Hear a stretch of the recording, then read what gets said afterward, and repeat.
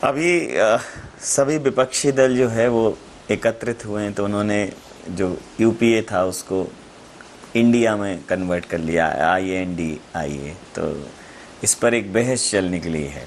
अब हमारे देश में जो वर्तमान सरकार है, जिस पार्टी, भारतीय जनता पार्टी की, उन्होंने इसको भारत बनाम इंडिया की मुहिम बना दिया। इस पर आपकी प्रतिक्रिया चाहूँ। आज़ादी के बाद से मुख्य रूप से दो पार्टियां रहीं। पहली गवर्नमेंट हमारी बनी वो सर्वदलीय थी। नेहरू जी की पहली कैबिनेट में हर दल के लोग थे। नेशनल गवर्नमेंट बनी। फिर पार्टी में हम चले गए तो जनसंघ था, कांग्रेस पार्टी थी, कम्युनिस्ट पार्टी थी, कुछ और पार्टियां थी। मुख्य रूप से दो प्रतिद्वंदी दल राष्ट्रीय मंच पे दिखते थे।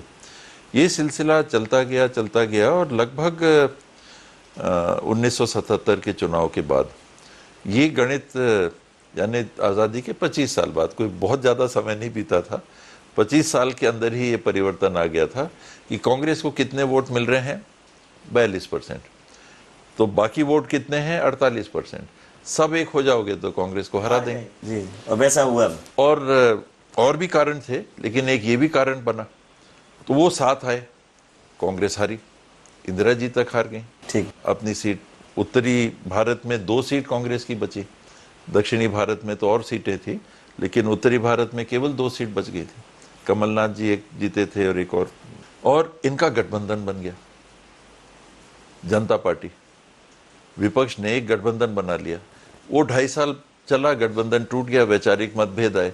तो उसके बाद भी जो सिलसिला चला वो गठबंधनों का ही चलता गया और कांग्रेस अपने पे लड़ने की स्थिति बना के चलती रही। जी, सफलता नहीं मिल रही थी, बहुमत की सफलता नहीं मिल रही थी कांग्रेस को। ठीक है। तो ये विचार आने लगा और कांग्रेस सर्कल्स में भी ये बात होने लगी। हम लोग पीछे से सुनते थे कि कांग्रेस को भी गठबंधन करना चाहिए। लेफ्ट पार्टीज के साथ करे, लाइक माइंडेड पार्टीज के साथ करे, BSP के साथ करे, सपा के साथ करे, जिसके साथ भी करे, पर गठबंधन करना चाहिए, क्योंकि वोट डिवाइड हो जा रहे हैं। ठीक है। उनको भी वोट 40 कांग्रेस को मिलते थे, तो इनको 30 में काम चल जा रहा है, सरकार बना ले रहे। तो एक चुनाव कांग्रेस ने नहीं किया, दूसरा चुनाव कांग्रेस ने नहीं किया, तीसरा चुनाव आते आते तक पचमढ़ी सम्मेलन हुआ, वहां मंथन हुआ, इत्यादि इत्यादि। फिर वो विचार निकला कि नहीं, अब करते हैं, कांग्रेस ने भी किया, और तब से ये सिलसिला चल रहा है। NDA भी है। अब वो कहते हैं कि ये इंडिया अलायंस में अगर 28 है तो हम 38 हैं या 36 हैं, पर वो भी अपना कंसेप्ट नहीं छोड़ रहे अलायंस का। तो दूसरे पक्ष में भी ये है, और आज वही विश्लेषण जो राहुल जी को 26% स्वीकारोक्ता का बता रहे हैं, वो कह रहा है कि 34 कुछ परसेंट इंडिया अलायंस के वोट्स हैं, 38 कुछ परसेंट NDA के वोट्स हैं। बहुत कम डिफरेंस, बहुत कम डिफरेंस है।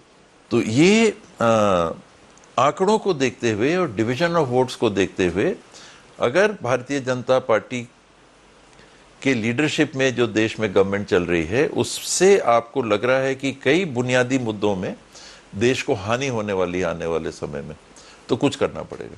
ठीक है। बीजेपी के पास अपने आप का बहुमत है, वो NDA की उनको जरूरत नहीं है आज के दिन। उनके 303 सीटें हैं, 272 ही आपको चाहिए। तो आपके पास तो 303 सीटें, फिर भी आप NDA को बरकरार रख रहे हो। कुछ लोग चले गए, NDA से छोड़ दिया, अकाली दल इत्यादि इत्यादि, जो थोड़ा ये तो होता रहता है, लेकिन उनने भी अपना NDA का स्वरूप नहीं छोड़ा। कॉन्सेप्ट है उनका, कंसेप्ट जो है उसको अलायंस मेंटेन कर रहे हैं। तो इधर भी एक अलायंस आ गया। UPA था, वो असरदार वैसा नहीं दिख रहा था कि बीजेपी के 36% वोट शेयर को काट के नेशनल गवर्नमेंट बना सके। 36% में नेशनल गवर्नमेंट बन रही, मेरे ख्याल से 38 भी नहीं था, जहां तक मेरे को याद है 36 या 38 भी आप मान लो, तो 62% वोट दूसरे गिर रहे हैं। ठीक है। और 36%, 38% वाले कह रहे हैं कि पूरा देश हमारे साथ है। 140 करोड़ नागरिक जो हैं, देश के नागरिक, वो हमारे साथ में, ये उनका प्रचार है।